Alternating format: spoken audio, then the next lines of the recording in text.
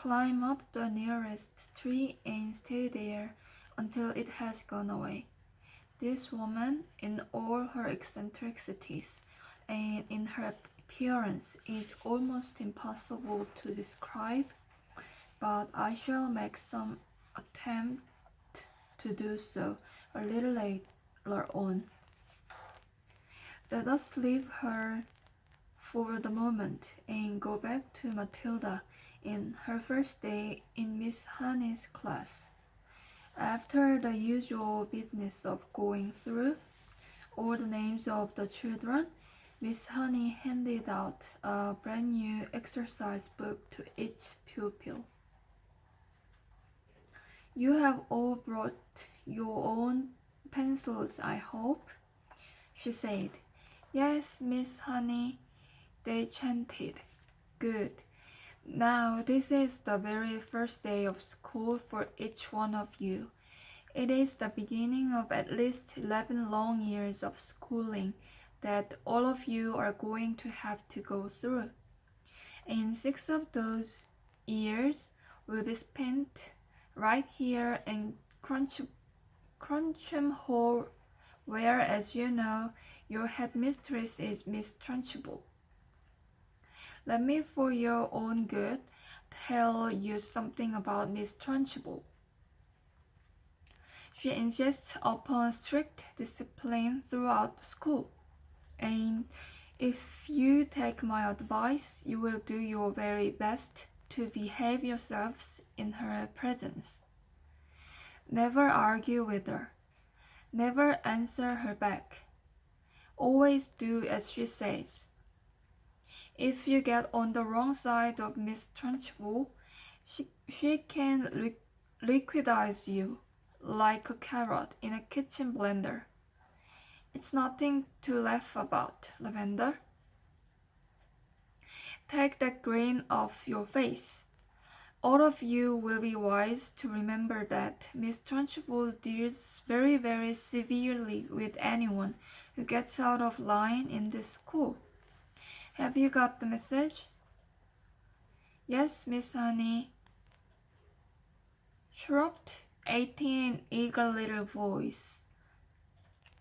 I myself, Miss Honey went on, want to help you learn as much as possible while you are in this class. That is because I know it will make things easier for you later on. For example, by the end of this week, I shall expect every one of you to know the 2 times table by heart. And in a year's time, I hope you will know all the multiplication tables up to 12. It will help you enormously if you do. Now then, do any of you happen to have learned the 2 times table already? Matilda put up her hand. She was the only one. Miss Honey looked carefully at the tiny girl with dark hair and a round, serious face sitting in the second row. Wonderful, she said. Please stand up and recite as much of it as you can. Matilda stood up and began to say the 2 times table. When she got to twice 12 is 24, she didn't stop. She went right on with twice 13 is 26, twice 14 is 28, twice 15 is 30, twice 16 is... Stop, Miss Honey said.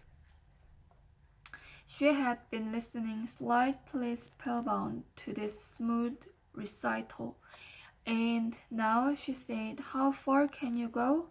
How far? Matilda said.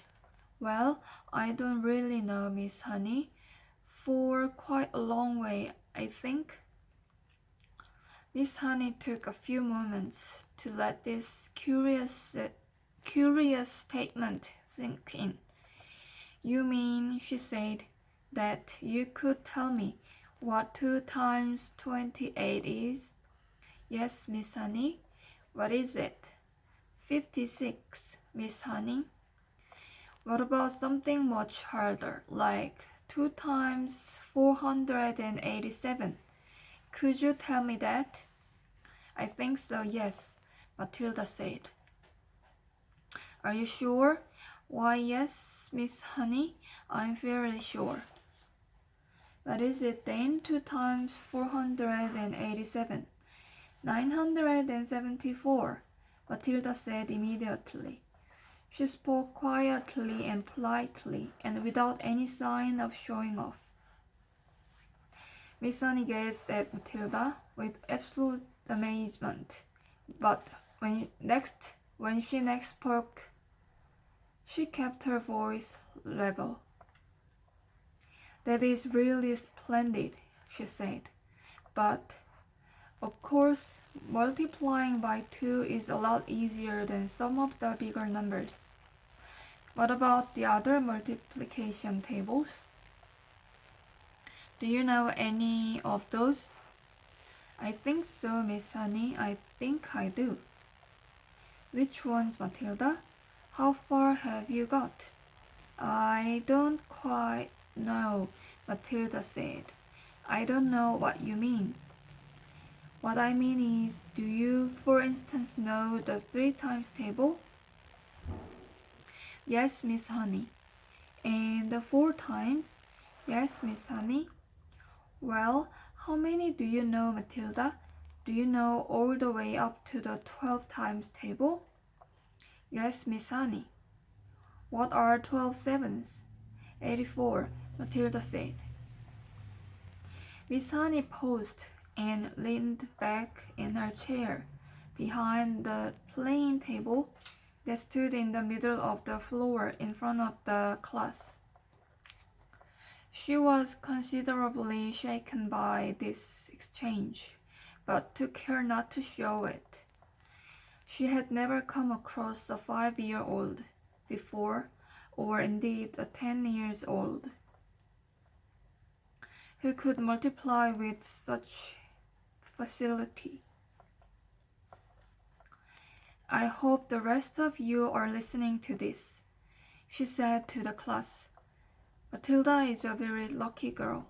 She has wonderful parents who have already taught her to multiply lots of numbers.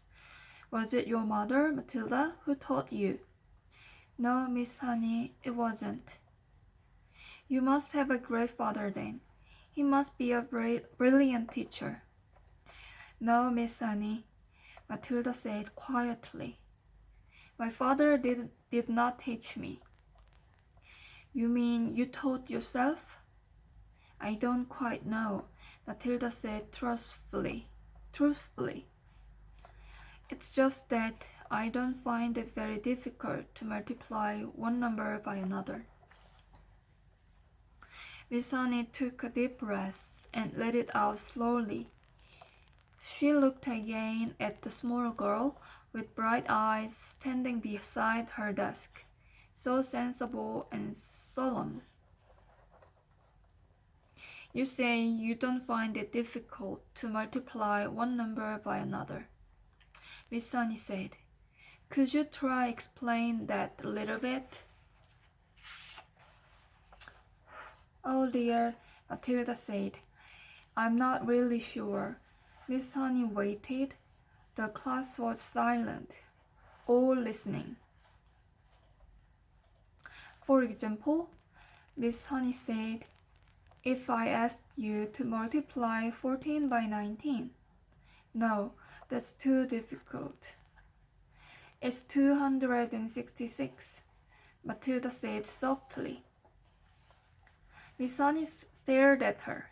Then she picked up a pencil and quickly worked out the sum of a piece of paper.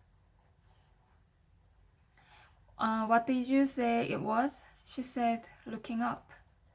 266, Matilda said. Miss Honey put down her pencil and removed her spectacles and began to polish the lenses with a piece of tissue. The class remained quiet. watching her and waiting for what she was coming next. Matilda was still standing up beside her desk. "Now tell me, Matilda," Miss Honey said, still polishing. "Try to tell me exactly what goes on inside your head when you get a multiplication like that to do. You obviously have to work it out in some way, but you seem able to arrive at the answer almost instantly. Take the one you've just done, 14 multiplied by 19. I simply put the 14 down in my head and multiply it by 19, Matilda said. "I'm afraid I don't know how else to explain it. I've always said to myself that if a little pocket calculator can do it, why shouldn't I?" "Why not, indeed?" Miss Honey said. "The human brain is an amazing thing." "I think it's a lot better than a lump of metal," Matilda said. "That's all a calculator is." "How right you are," Miss Honey said. "Pocket calculators are not allowed in this school anyway." Miss Honey was feeling quite quivery. There was no doubt in her mind that she had met a truly extraordinary mathematical brain, and words like child genius and prodigy went flitting through her head. She knew that these sort of wonders do pop up in the world from time to time, but only once or twice in 100 years. After all, Mozart was only 5 when he started composing for the piano, and look what happened to him. "It's not fair," Lavender said. "How can she do it and we can't?" "Don't worry, Lavender, you will soon catch up," Miss Honey said, lying through her teeth. At this point, Miss Honey could not resist the temptation of exploring still further the mind of this astonishing child. She knew that she ought to be paying sole attention to the rest of the class, but she was altogether too excited to let the matter rest.